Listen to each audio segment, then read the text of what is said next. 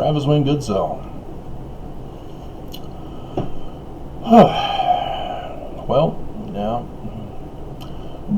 John Oliver, I hope you watched to learn that our data is not private. But I also hope you watched, as you've watched my channel videos, explaining all this to you. This had to do with how the 2016 election was rigged. Cookies and selling of data.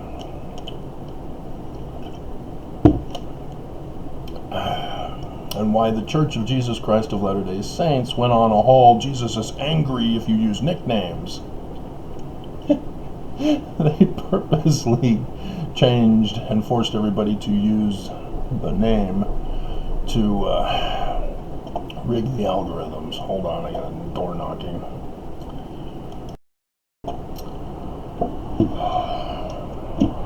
Alright. And so if you've been watching my videos, you'll know that the algorithms are based upon Stanley Smith Stevens, Mormon boy, who's now long since dead. Let's find out when he died. Was it the 70s or 80s?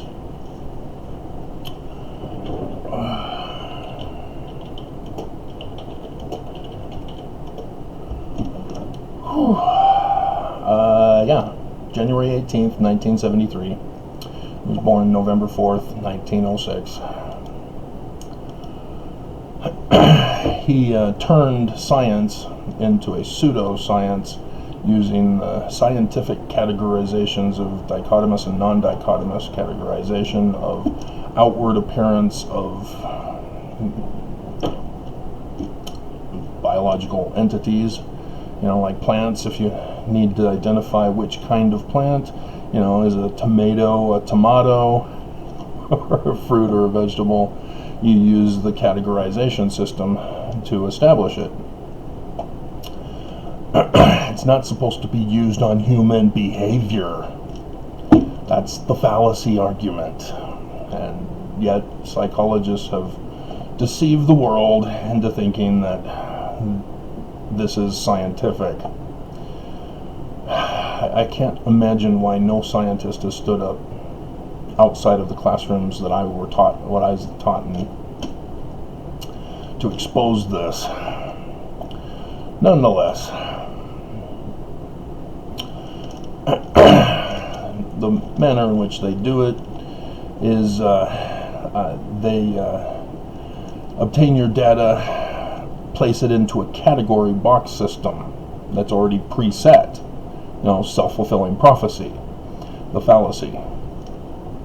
And then they target ads to test to see if they can get you to click on those ads, and thus expose your data even further to self-fulfill their self-fulfillment prophecy of you.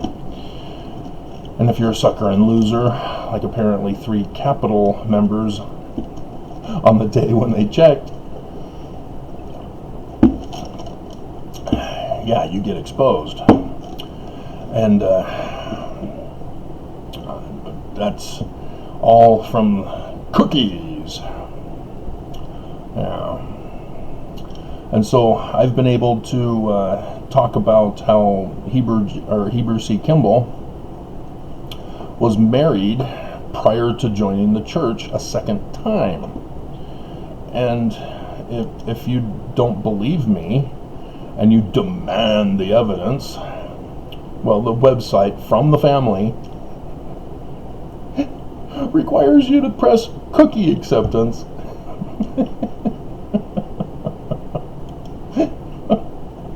In order to get the information, because the regular free information is incorrect. And so the wife, number 2, was 12 February 1829, and she's from Keverswell, Staffordshire, England. It's got a red underline, so The word program does not accept it, but nonetheless, her name is Sarah Perry Peak. There's no children listed, but, you know. And then there's this whole marriage, 27 July, 1842. Wait a minute, hold on. What is Heber C. Kimball doing married to a third woman? And there's listed children under this one. Sarah Ann Whitney. What? That's strange, because they're claiming Joseph Smith did the sealings. Well, there happens to be the document by Joseph or Brigham Young, April or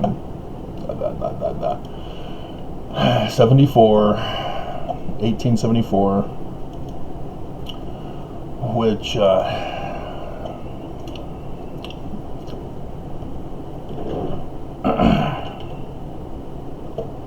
you just Google search Brigham Young Journal of Discourses, and then you'll find the one journalofdiscourses.com, Brigham Young. You click on it, and then you scroll all the way down, because he died in 77, and you have to be careful because they're not quite in order.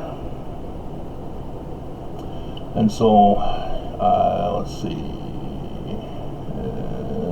June 21st, 1874, Secret of Happiness, comma, etc. And you click on it, and then you lose all the date information.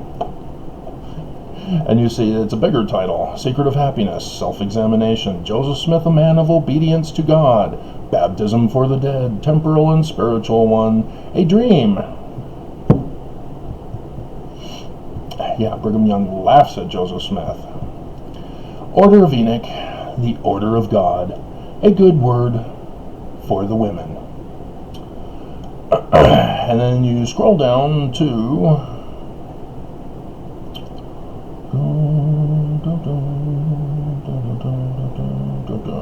we were driven from Missouri after Joseph went up there, and we came to Nauvoo, and the 12 went to England. While we were in England, I think the Lord manifested to me, by visions of His Spirit, things that I did not then understand.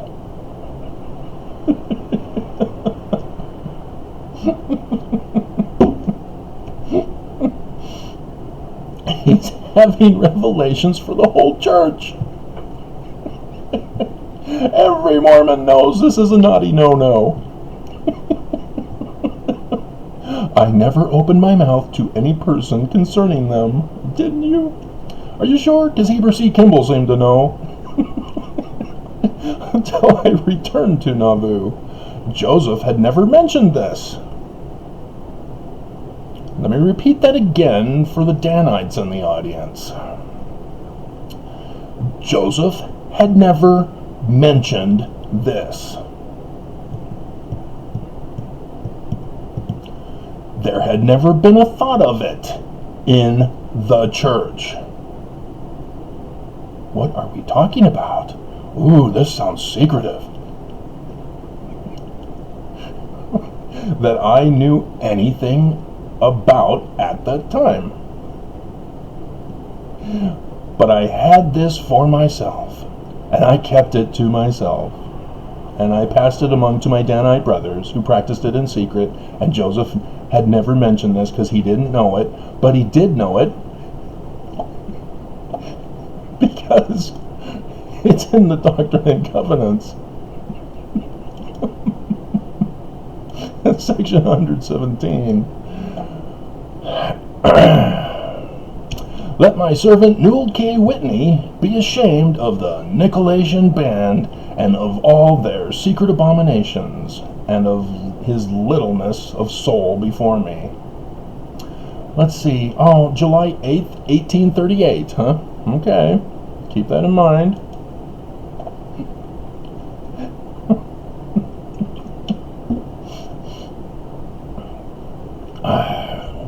Danites. And when I returned home, and Joseph revealed these things to me, really, did he? I then understood the reflections that were upon my mind while in England. You mean while you were boinking other men's women? There too?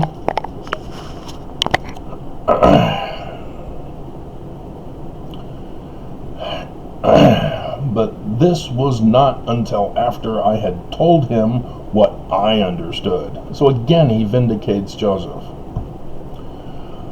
I saw that he was after something by his conversation, leading my mind along, and others of your Danites, to see how we could bear this. You mean you mean it's illegal? He claims this was in 1841. He already knows about the Danites and their immorality. 1838, remember? The revelation was given in 1843. What revelation? What revelation?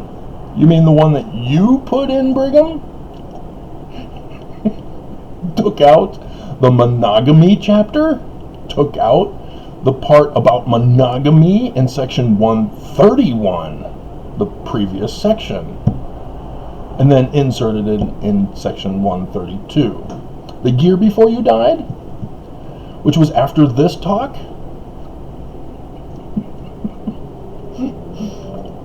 Sounds like you were self-fulfilling your own self-fulfilling prophecy.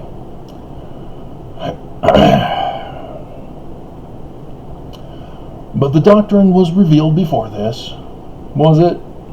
And when I told Joseph what I understood, which was right in front of my house in the street, as he was shaking hands and leaving me, he turned round, looked me in the eyes, and says he, Brother Brigham, are you speaking what you understand? Are you in earnest? Says I speak just as the Spirit manifests to me. Says he, God bless you. The Lord has opened your mind. And he turned and went off. Yes, that's the secret code for polygamy is A-OK.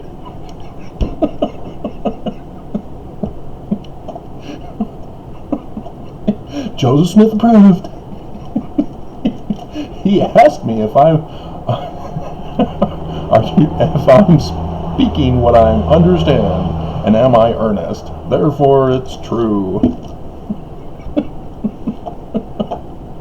And again, I remind you, he mocks Joseph and laughs at him. So it's 1874, 30 years later, after the assassination. Yeah, 19 July 1840. Joseph already knew Brigham Young was the bad guy. Already knew that he would betray him and have him murdered. So it's these little things that the church does not want you to know, but are easily available with a click of a Google search. And so, yes, at the beginning of this video, I will put to you the payoff by the Church of Jesus Christ of Latter-day Saints to my hired assassin.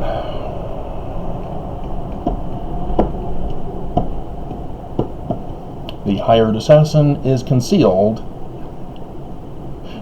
for their protection, but as John Oliver showed his little manila envelope of secrets, I've got them too. It's amazing how you can obtain evidence of criminal behavior by the church online. And so, yes, if you didn't know, I've been elusive about it. My landlord and property manager are at it again. It's a new property manager because they realized the previous property manager had already signed a confession of attempting to murder me and planned to murder again. And so they needed a new property manager. The landlord pays employees to assassinate me. I've got the evidence. And they know I've got the evidence. And they know that they have the evidence. And they know that I know that I've communicated with them that I have the evidence. They know all this, and yet I got served with a summons on Friday for my eviction. And all of this was paid for originally by the Church of Jesus Christ of Latter-day Saints, because my landlord and property manager at the time were included in the lawsuit against the church.